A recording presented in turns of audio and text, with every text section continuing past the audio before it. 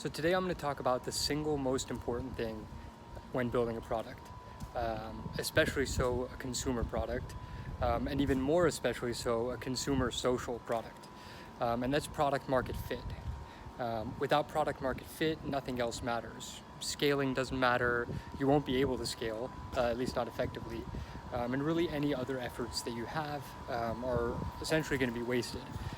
You have to get to product market fit before anything else. It is the single most important thing. It is, so important that you could realistically say that a company's life cycle can be broken down into two parts, before product market fit and after product market fit.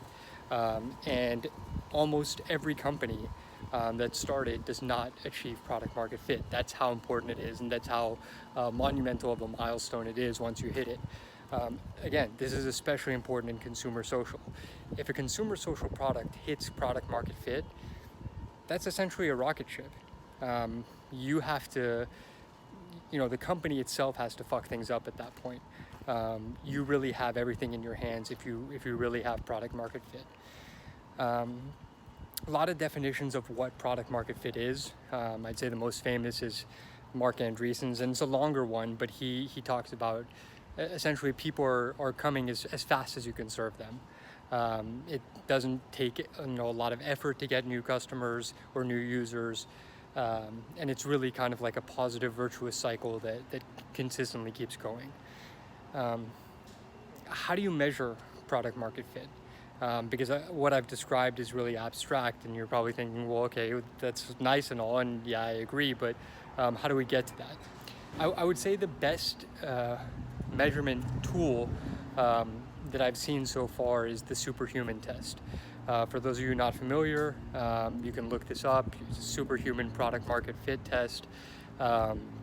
They've done a great job kind of setting a framework for how you actually go about achieving product market fit, and it really can work across many different types of products. Obviously, Superhuman is kind of an email related product, but it works just as well for Outspoken or any type of product.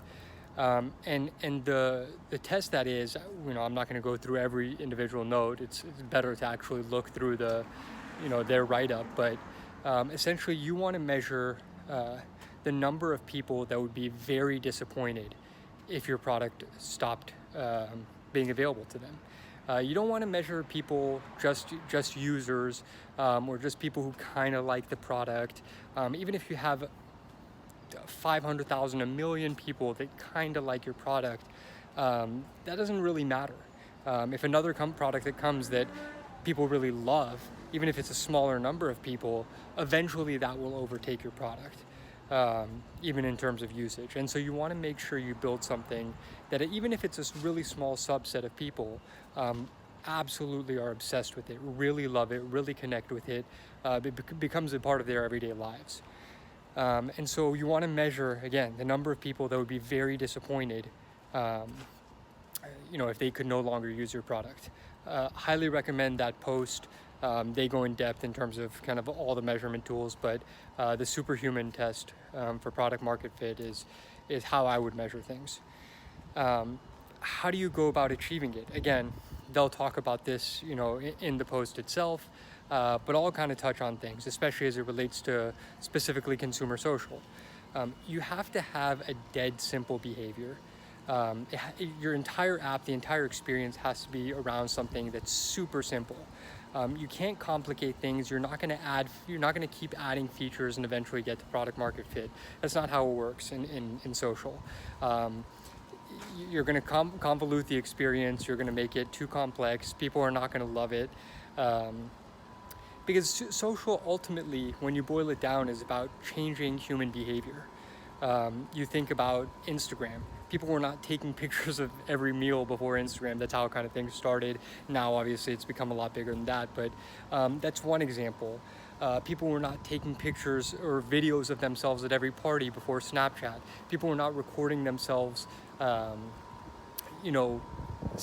dancing over music before Musical.ly and TikTok. So people were not, writing about every individual thing, every individual piece of news as soon as it happened, before Twitter. These things all fundamentally have changed human behavior, and it's all because they're dead simple. Everything I described is kind of one act, whether it's a tweet or an Instagram post or a TikTok or a snap. All of these are really, the atomic units are really small.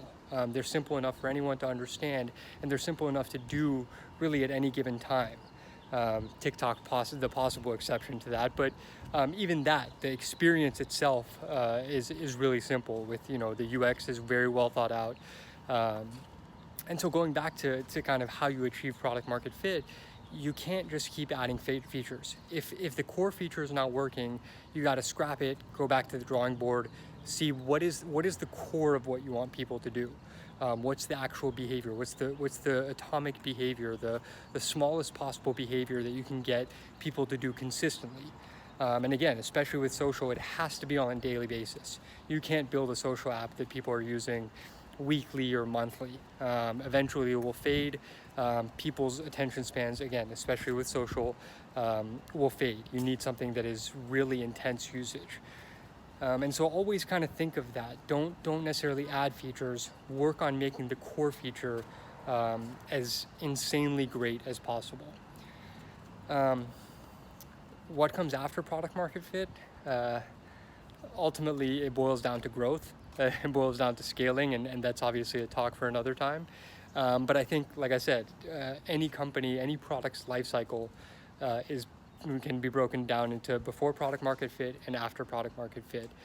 If you don't have it, that should be the only thing you're thinking about, the only thing you're obsessing over.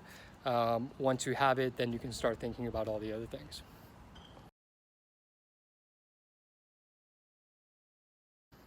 So what did I do this week?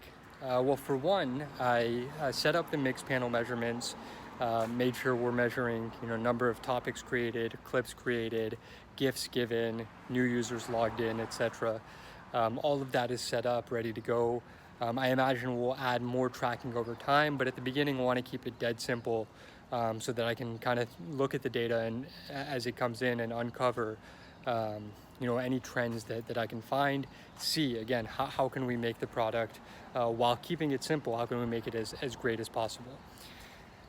Second thing is what I kind of just talked about, product market fit. I set up a survey for, based on the Superhuman survey, for measuring product market fit. And so we'll use this for our initial set of test users. And over time kind of track until we get to the point where we feel like, okay, we've achieved product market fit, at least with this subset of users. Again, until that happens, nothing about scaling or growth really matters. You can't have a leaky bucket, so to speak. You need to make sure you're retaining the users you have, and the only way to do that is by creating an incredible experience for them, and really being obsessed with that. Until that happens, nothing else matters. So I set up the survey, and that's ready to go for when we start testing.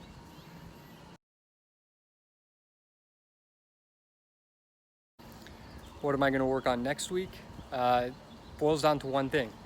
Let's get this onto test flight. Let's get this into users' hands, get it start testing. Yeah, it's tough. It's the last, I think anybody who's created a product, especially an app, will tell you this, the last 10% takes as much effort and willpower as the first 90%, tying up all the loose ends, making sure everything is ready to go. And it's never going to be perfect, but just getting it ready enough, not just from a kind of confidence standpoint, because there's that constant questioning of, is it good enough? Will people actually like this? And you have to get over that, internally. That's more of a mental game. But even from a practical perspective of the product itself, you have to make sure there are no obvious bugs. There's no, the experience is clean enough that even that initial version is going to provide value to people. People used to always say this idea of MVP, minimum viable product. That no longer works. People's standards are too high. It has to be an MVP in the sense of a minimum valuable product. It has to be valuable even in that first iteration. Otherwise, you're not going to get any type of meaningful feedback. If it's a broken app or if it's not a good experience, nobody's going to use it. Maybe your friends and family will to kind of support you, but in order to get really valuable feedback from anybody else, you need to make sure that that core experience is really valuable. As always, I'll fill you in next week. Like, subscribe, comment. Talk to you guys soon.